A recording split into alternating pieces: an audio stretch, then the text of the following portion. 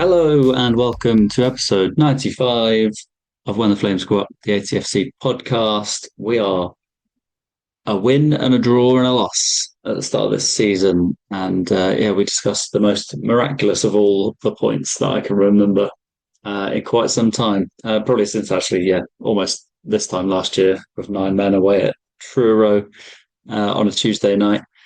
But so this evening we discuss the Kidderminster Harriers result away, a 1-1 draw, and we look ahead to the August bank holiday, which sees the Shots playing at home against Harrogate on Friday night, and then away to Eastleigh on the Monday. So we've got Guy, CJ, and Julian on the pod this evening, and Julian was up there at the weekend, so he was able to give us some insight from Mark Jones, the assistant manager, Jonah. So you'll hear that. You know what? I don't know where I'll put it. Maybe straight after this. Who knows? You'll see. You'll see and hear. And yes, I'm absolutely buzzing to go to a home game. It feels like it's been forever, and obviously it's a fresh new old shot team and a fresh new kit for the centenary year. So I'm very excited to actually have some live insights to give. Other than Boston, I've just felt a bit out of it, not going to the game. So bring on Friday and enjoy this episode. We'll be back after the August bank holiday at some point during the week. As always, up the Shots. I'm here with Jonah after that incredible result this afternoon at Agbra, coming back with 9 men to steal a point from Kidderminster, although Jonah, you may argue that it wasn't a steal. Yeah, I think we don't want to get too greedy. I think we're delighted with the point under the circumstances. I think, a lot of effort's been put in by the players today. It's not easy when things are going against you. I could see why the referee sort of sent Borgie off. I think it was a bit of a silly reaction from him, if we're honest. I don't think he actually really made much contact with the guy, but I think the intent sort of was that gave the referee a decision to make, and it was very frustrating second half. I thought we set up quite well tactically, actually.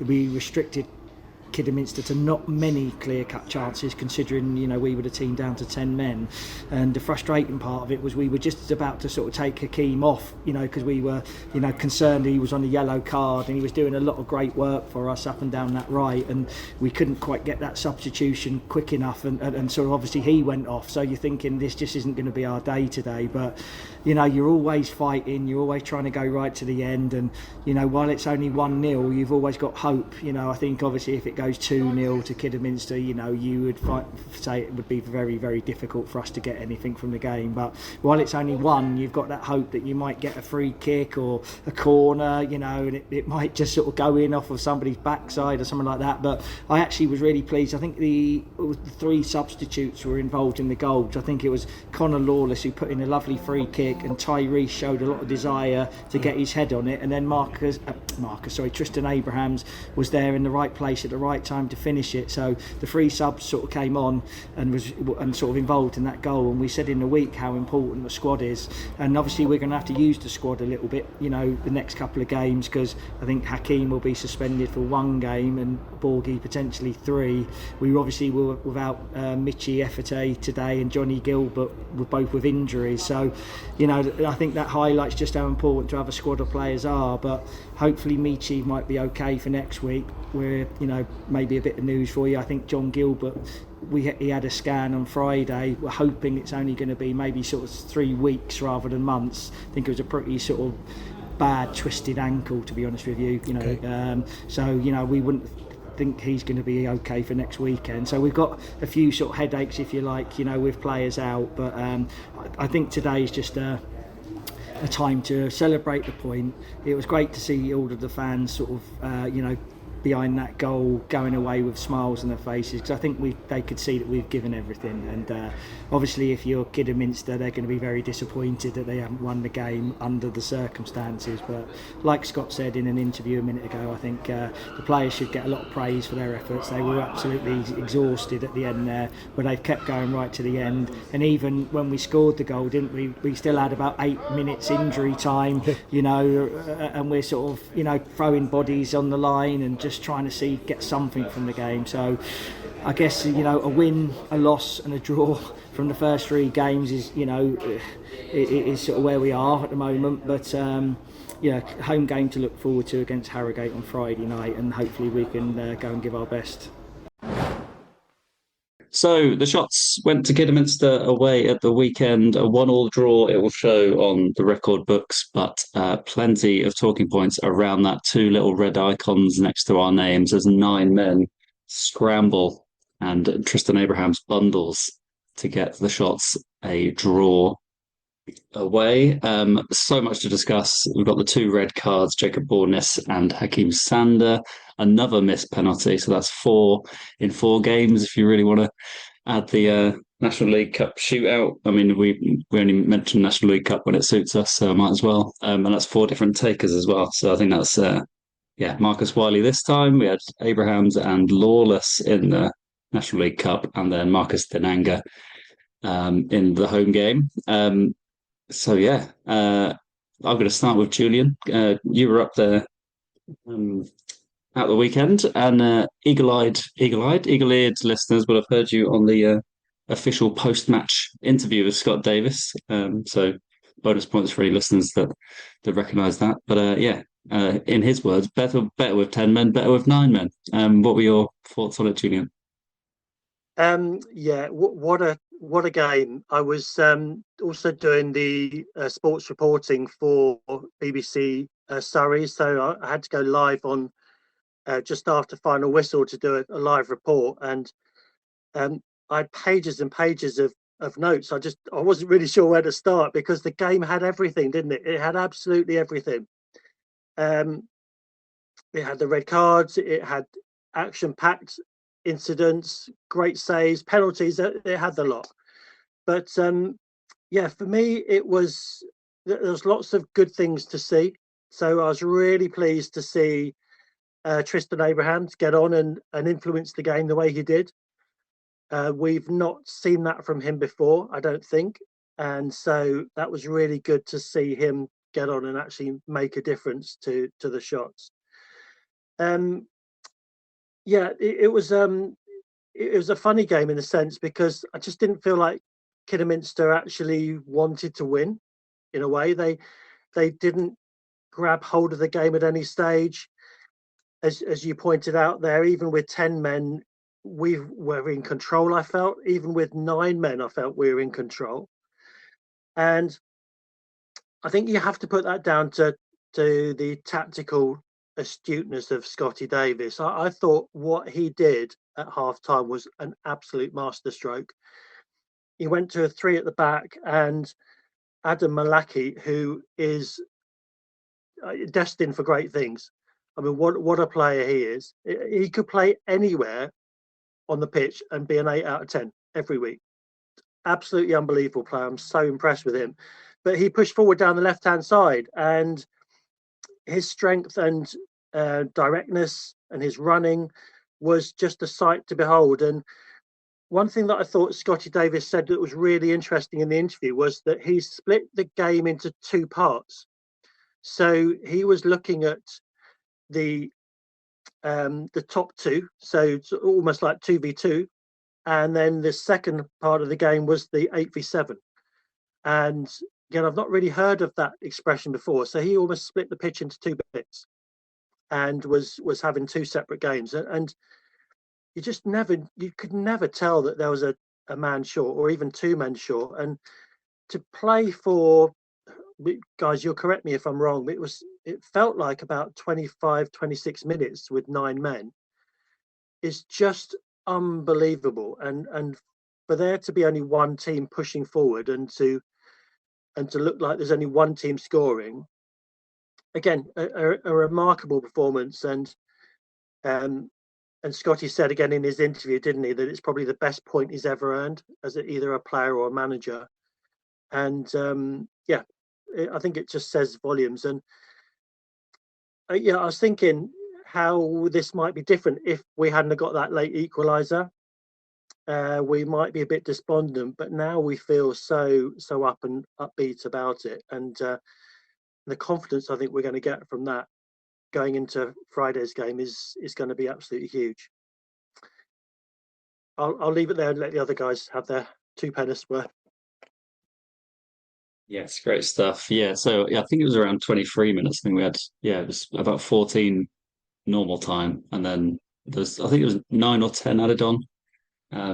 So yeah, a long time with 9 men, and yeah, that is, I mean, it's amazing that Scott Davis thought about it to that level and then did it. I think you can have that thought and go, oh, shall we change something now? And he says it in the interview that he's going to be a risk taker. And to be honest, it reminded me of Widrington as well, the 10 men thing, because we always looked like a team that were going to score with 10 men under Tommy Widrington. And I always thought it was kind of mad, really. I didn't really put much. I just thought that was the way that Widrington's team was set up. It's just like, we're just going to go for it. Doesn't matter. And I'm sure he made some like logical decisions and different tweaks, but for Scott Davis to make a deliberate ploy to make sure that we were matched up in a certain way that he wanted, that's really refreshing to hear. Someone like directly telling us that. So yeah, you also mentioned obviously Tristan Abrahams getting his goal. So that was his first goal in almost exactly a year. I think it was like 2 days out.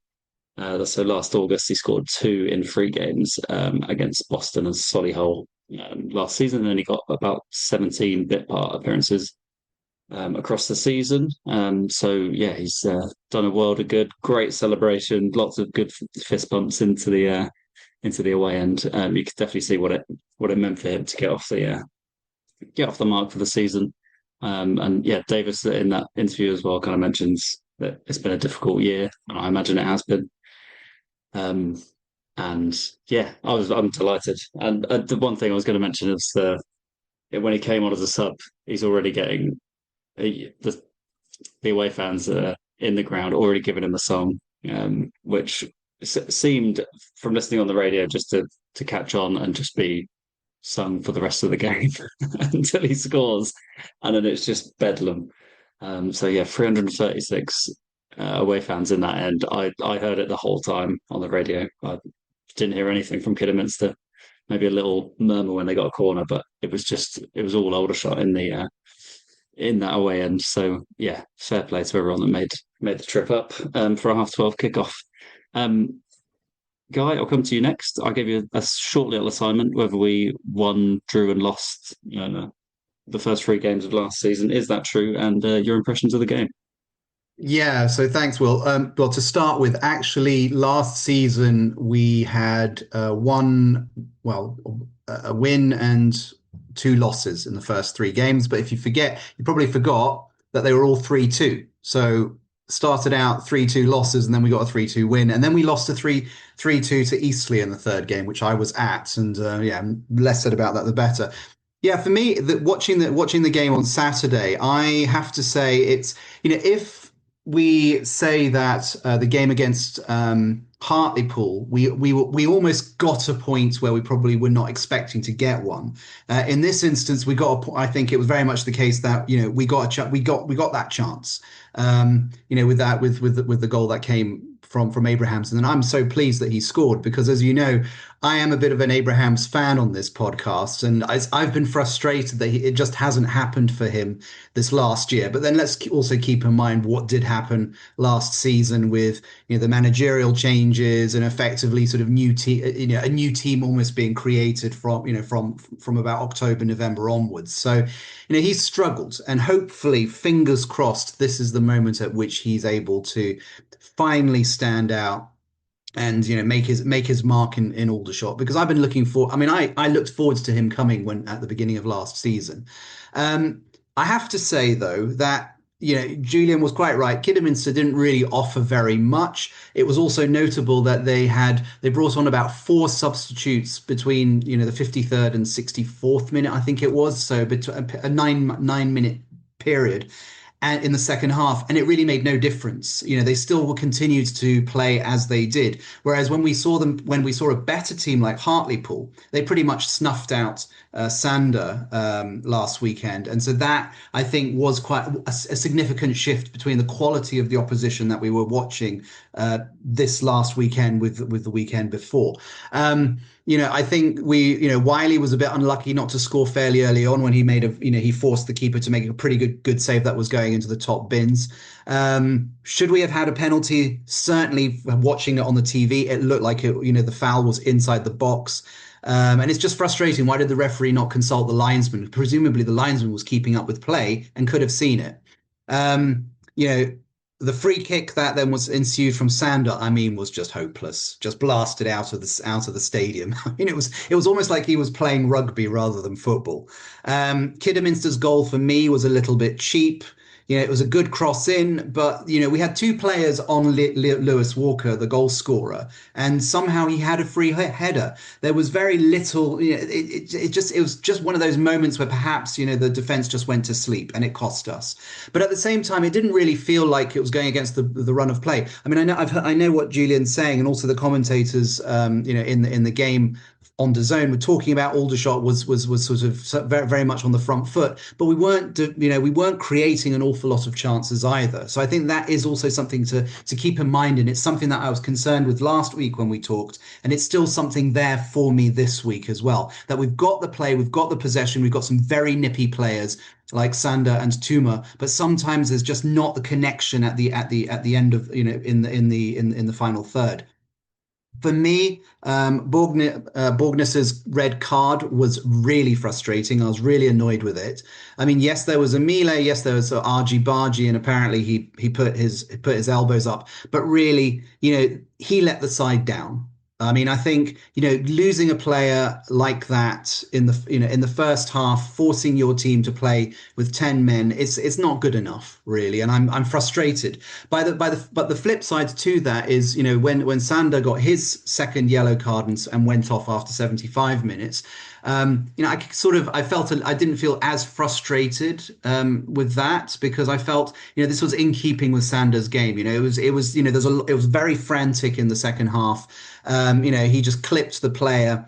It was disappointing. But the fact that we went down to 10 players and then another 9, it made the fact that we got this point, all the more worth it. I wasn't expecting anything from the afternoon, to be honest with you, after Borgness went off. So for them to rally back, I think it's not just a point gained. I think it's also really good for morale as well. I think this is going to definitely help the players boost their confidence. And as we've seen this in the first few games already. Scotty Davis is trying to build a relationship between the players and the fans, and I think this can only help. So yeah, for me, a lot of possession. The last point I just want to make, again, a lot of possession, a lot of good movement, but it's just, for me, it's the final third that's frustrating. I'm glad that Abrahams took that chance. But really, that was the other point as well. We should have scored that penalty. What Wiley was doing, I don't know. As you've pointed out, we've missed quite a few penalties in the first few games of the season, and I really hope this is something they're going to work on the training ground, because these are cheap opportunities we're not putting away. So absolutely, yeah. So keep a guess the right way. For Marcus Wiley's penalty, yes, couldn't put it away. I think we've been blessed the last 2 seasons as well, though. We've had Ryan Hill, I think, scored 8 out of 9, and was it Kean Harris the year before, or am I skipping a year? Someone else that was also very good at scoring penalties. So we've got some very early, and we've conspired to miss them. But yeah, you talk about the kind of creativity or creating chances. Obviously, no John Gilbert at the weekend. So yeah, trying to find a kind of a square peg in a round hole, or something that can fit into that gap and link up play is going to be a bit of a headache for Scott Davis for the next couple of games. And yeah, I was going to mention the kind of similarities between almost this time last year, although I think it was in September, but the Truro away 2-2 draw, which the shots were also down to 9 men by the very end. And Henry was able to snatch that point. That one felt a bit more aggrieved to be down to 10 in the first place, but a weird similarity in time. And while I'm talking about similarities in time, as we're recording this, 24th of August, 2011, on this day, Aldershot beat West Ham in the Carling Cup. through Luke Guttridge and Danny Hilton. So I couldn't not mention getting that in because I almost shed a tear earlier watching highlights. I mean, it's a Monday, so I'm always liable to just have a little tear up. But as soon as I see that Hilton, the ball goes to Hilton from Rodman. Oh my God, what a moment! So anyway, we can come on to that. So feel free to throw anything in. But CJ, I'll come to you on your thoughts on Kidderminster away at the weekend. Yeah, that's a nice reminiscent moment, Upton Park away. One of my best mates is a West Ham fan as well, so I always try and get that in with him. I think the other thing we haven't mentioned as well is Jordan Alves signing. Obviously it kind of went under the radar a little bit with obviously the weekend and how that all went. He probably didn't get the moment he probably wanted on the weekend with the way it went. Yeah, I think just like sort of picking up on what the guys have already said, and is that I thought within the first 25 minutes we should have been 2 or 3 goals ahead. I think you look at Denanga's effort. I think you look at the penalty shout that we should have had, that ended up being a free kick on the edge, and obviously Marcus Wiley's header. I think like you look at those 3 chances in the first 25 minutes. If at least 2 out of those 3 go in or go our way, then the game's almost done and dusted. Obviously they score then straight afterwards, almost in like, was it like 27th minute? And you look at the way they scored, and it was very lax defending. We weren't tight enough to the player. The ball went wide, and then the overlapping run, we weren't tight enough to either player. The ball comes into the box, and then again, like not tight enough to Lewis Walker, who's basically just said thank you very much and put it in the bottom corner. And it was the softest header I think I've ever seen. Like it almost went in slow motion. And Nick Hayes is obviously just planted to the spot because of the angle and stuff it's come at. I think over the running in the game, I think after Bornice's red card, sorry, I think they probably dominated till the half time, which is obviously to expected. Start the second half, I think it was quite even. I don't think there was much to it. I've seen a few Kidderminster fans online saying that they dominated us and we were lucky to get a point, which I thought was really interesting because other people have told that bloke to shut up. Because it's absolutely mind blowing that we went down to 9. I've got to say, well, Bornice is that's outrageous. Like that can't happen. Like that was our free kick as well. Like to react like that on our free kick on the attack when we were on the front foot is outrageous. And yes, he's a young guy, and hopefully he learns from this. And Scott Davis gets round him and the boys. But that can't happen. Like that's proper poor from him. But he's been very good in the recent games. So hopefully that's just a flash in the pan moment, and we just build on it because he's been a very good addition. Yeah, I think overall the way obviously like Guy spoke about it, Julian, with the way Scott Davis went about the game, I think he managed it really well. And there'll probably be games where he doesn't, but that one I thought he was on the money. Every decision he made was on the ball. He was very aware. He was alert to every situation. Tactically, I think he was very astute that day. And I think Paul Wooten got it wrong, and he comes out in his interview afterwards and admits that for 2 weekends in a row, I think it was, his substitutes didn't do anything or didn't work. So that was really interesting to hear as well. That the timings of the substitutions for them is one of the biggest complaints that their supporters have had, and even Paul Wooten came out and said that. So that's obviously on them.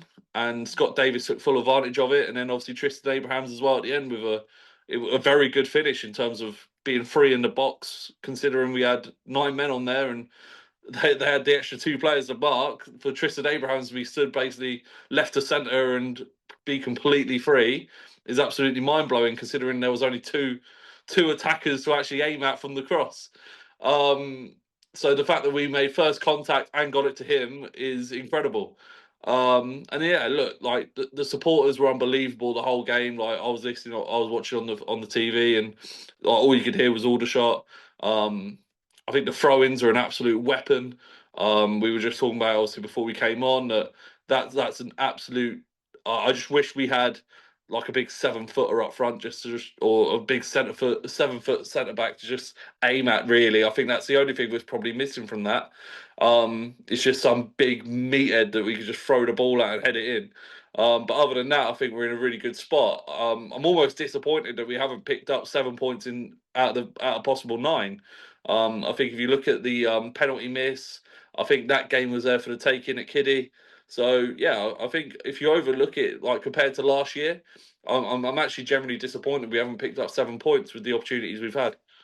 Yeah, I do like the 7 foot centre back or striker, but I think by this point, if we're bringing on a right back that can throw it that far, and we're bringing on a big lad that can kind of stick it in, we're getting towards NFL special teams kind of thing. I think how Americanized do we want to get? Start bringing on making like temporary 2 minute substitutions and launching it into the box for our big man. Although to be fair, that Solihull guy, I don't know where he's gone now. He's huge, wasn't he? God, absolutely huge. But yeah, you touched on the subs. Obviously, 2 subs combined for the goal. Tyrese Dice winning a big old header to get it across to Tristan Abrahams. So yeah, more to talk on about depth because obviously we haven't got Jacob Bortness in the midfield and Hakeem Sander on the left to call upon for the game at Harrogate, at home to Harrogate on Friday night. DAZN doing their absolute best to avoid the 3 p.m. blackout by moving all the kickoffs around. They did it the weekend just gone, and they're doing it again for the Friday and the Monday of the August bank holiday. So let's get on to preview these 2 games. Let's start with Harrogate. Just wanted to mention, obviously, the home league form. If we want to do a home league form tracker, for the last couple of years. We've had 9 home league wins in the last 2 years, each year, so that's 18. So 9 in 2024 and 9 in 2025. In this year so far, we've only had 2 home wins. We're both in February this year against Halifax and Scunthorpe. So yeah, we need 7 to at least keep pace with the last 2 years, and they've not been very good. So yes, one to keep an eye on. So yes, Harrogate obviously relegated last year from the EFL. They spent 6 seasons there, one more than us, a bit annoying. They've got, I'm going to say, they're claimed for one of the best nicknames in football. They're called the Sulphurites. I didn't know that. I was just going to call them the Gate or something. Apparently, there's sulphur springs in Harrogate, so that's nice to know, isn't it? They're unbeaten in the first 3. They started off with 2 wins, and then they conceded a late equaliser at home to Barrow at the weekend. They're top goal scorers in the league. They've scored 10 so far with somehow already 9 different scorers. It's a bit like Aldershot last year. Although I don't think we had 9 in the first 3 because that's absolutely wild. Simon Weaver is still the boss, and yeah, they've been a back 3 for most part of this season, I believe.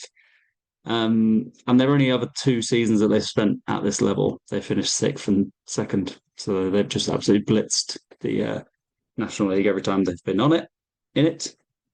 And there's one X shot that I could find. It's Brad Dollahan, who had 3 sub appearances in the 24-25 season. I don't remember seeing him, but I remember him in a West Ham kit and thinking, "Oh, this guy's going to score some goals." Alas, he did not. And then on the Monday we've got Eastleigh, so let's we can talk about them together, I suppose. Just means I'm going to be talking for quite a long time. The first thing I thought every time we played Eastleigh, I'm like, not again. Will one of us get relegated or promoted? It's the 13th straight season playing Eastleigh, and our 27th match against them since 2014 when they came up. So that's including 2 recent FA Trophy matches. So if we get drawn against them this year, I think something's going on. The Shots were 4-1 winners back in January at the Silver Lake. They beat us 3-2 last season at home. They've had 2 wins out of 3 so far under Matt Gray, beating Gateshead and Scunthorpe, but they did lose away at Kidderminster, so impossible to read into any of these results at the moment. So yeah, Matt Gray in charge. He was actually assistant at Eastleigh before he came to be assistant at Aldershot, which I had no idea about. He was assistant to Holdsworth and Scott when we were in League Two, if you don't remember. Players to watch: Jordan Cousins. I think that is honestly 3 out of 4 teams we played this season that have had championship players in my head. So Jordan Cousins in my head is championship for Charlton, and I thought he was a right back, but I think he's a midfielder. So yeah, heaps of EFL experience. He's their captain. Josh Lundstrom, He scored 2 so far this season from attacking midfield and always seems to impress. Max Dickov, because that's fun because he's the son of Paul. And Aaron Blair, who scored twice against the Shots last season. That's enough of me talking. Julian, I'll come to you first. Your thoughts, I guess, on those 2 games and any selection dilemmas that you would put forward for Davis on Friday. Yeah, I think just taking both games together, they're both winnable and they're both losable, if that's a word. Losable? Is that a word? Not sure. But I think it's very difficult to call. There's a part of me that's thinking the Eastleigh game may be a little bit harder than the Harrogate game. Everyone's thinking it's probably the other way around, but I don't know. I've just got a sneaky feeling that Eastleigh could rack up some early season points, which will be enough to keep them up. Harrogate, I think we've got a chance. I think they've made a good start, top goal scorers. But actually, contrary to the last 2 seasons, our defence has looked pretty good. And I don't feel that they've got too much up front that is going to trouble us. So I think there's every chance we can come away with a victory on Friday evening in front of the DAZN cameras. And Eastleigh on Monday, again, and I think anything could happen. Yeah, they have not impressed. Again, I was talking to the Kidderminster team on the weekend, and they said Eastleigh were woeful. But then as you said, they've won 2 games already this season, and they've won them both reasonably well. So I think over the 2 games, I want at least 4 points. I'm going for 6. Always going for 6. We're always going for 6. Lovely stuff. And any who would you have starting on Friday? Are you putting Tristan Abrahams? Are you getting a Brody Pert in there? Yeah. Who's going in midfield? Yeah, I think Tristan Abrahams is going to start on Friday. I don't think he'll start on Monday. So I think if you look at the 3 centre forwards, Abrahams has probably impressed the most just with his cameo performance at the weekend. So I would think Abrahams will start, and I think Wiley will start again on Friday because I think he has been impressive. Again, a penalty aside and a wonder save in the 6th minute, and he would have had a couple of goals at the weekend too, like CJ was saying. So I think those 2 will start up front with Denanga on the bench. And this brings another thing into question: is Scotty's man management skills. You know, Denanga was our 20 goal a season striker, wasn't he, that we were all getting really excited about. And if you ask him, he will say he's perhaps not delivered what he was hoping to deliver in the first 3 games. So it wouldn't surprise me at all if Denanga's been relegated to the bench for Friday. And this is where, again, Scotty's man management skills, I think, will really come to the fore, because he just has this ability to make every player feel a part of the thing that they're doing. And so I think Abrahams and Wiley will start, and I think Connor Lawless, by the way, who was the 3rd substitute at the weekend to be involved in the goal because he put the free kick in, he, I think, will stake a claim for the midfield spot. And I think Bournemouth will actually learn quite a big lesson from the weekend, just going back to that sending off, because I think Connor Lawless will take that place in midfield, and I think Bournemouth will be on the outside looking in, and that's a really good lesson to learn when you're a young player. CJ, you'll know all about those sorts of things in man management. I think it's going to be a really good lesson for him, and probably in a weird way, a blessing in disguise for him. Yeah, and for us as well. I think to see more, to know that there's someone in that's going to take your place. That is the ultimate motivation for any player in any position.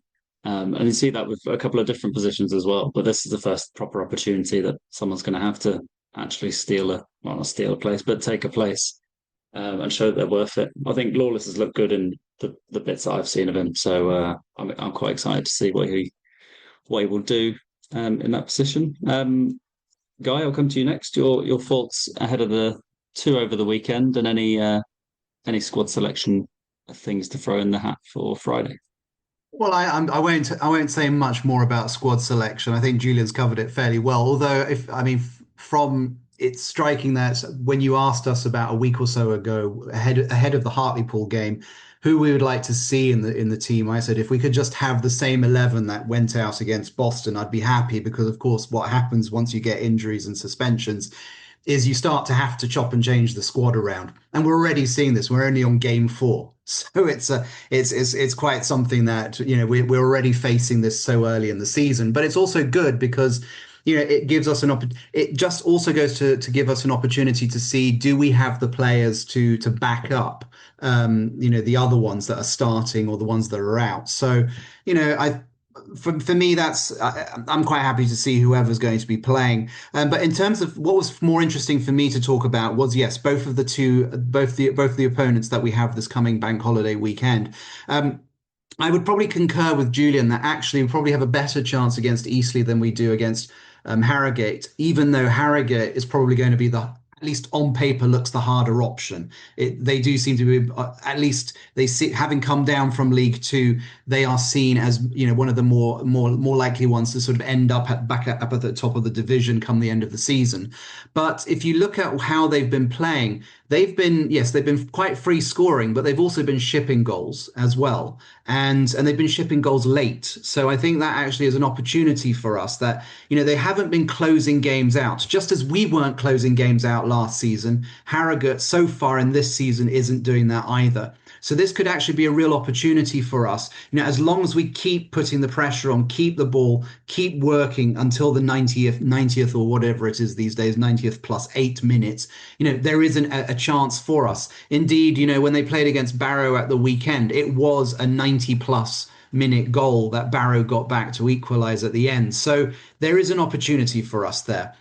In terms of the players that we need to keep an eye on, it does look like you've got Dolligan up top and Hobson playing behind him on the left, as well as Ethan Bristow, who's sort of coming in from sort of a deep midfield position, also on the left. So I think from an Aldershot perspective, we do need to be watching down the right-hand side of the pitch to make sure that we're prepared for that.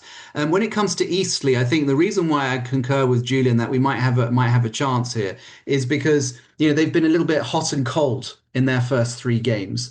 They've obviously they've won 2 games, but they've also lost against Kidderminster in between. And so what's been interesting is that according to sort of the press reports that have come out so far, it's been quite at home. They play quite open, quite entertaining, but they're also quite sloppy when it comes to defense. They've conceded in all 3 games, and including late in 2 of them. So again, if we can keep the pressure on until the 90th minute, there may be an opportunity for us.